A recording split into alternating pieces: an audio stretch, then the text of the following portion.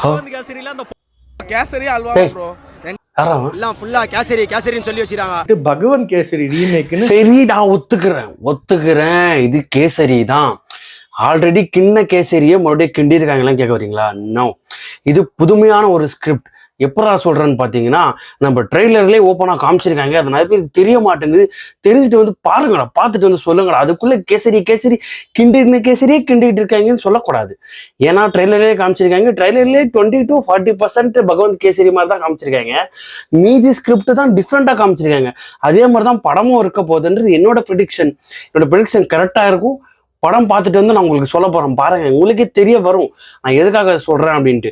ஏன்னா ட்ரெய்லர்ல பகவந்த் கேசரியோட கொஞ்சம் ஸ்கிரிப்ட் வருதா, இது வந்து கொஞ்சம் வேற மாதிரி ஸ்கிரிப்ட் இருக்கா, இது வந்து கன்ஃபார்மா இருக்குமா, அது நீங்க சொல்லுங்க பார்க்கலாம்.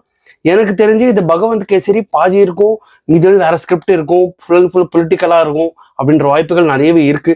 எத்தனை பேர் ட்ரெய்லரை பார்த்துட்டு பகவந்த் கேசரி கதறினீங்கன்னு தெரியல. நானும் இதெல்லாம் கேட்டு மண்டையெல்லாம் குழம்பிருச்சு நம்மளுக்கு. இருந்தாலும் பரவாயில்லன்னு சொல்லி வீடியோ பண்ணாலும் பண்ணிக்கிட்டு இருக்கேன். இந்த மாதிரி யூஸ்ஃபுல் கண்டென்ட்டுக்கு நம்ம சேனல் ஃபாலோ பண்ண மறக்காதீங்க, சப்ஸ்கிரைப் பண்ண மறக்காதீங்க. அடுத்த வீடியோ சந்திக்கலாம். Bye friends, Karthik.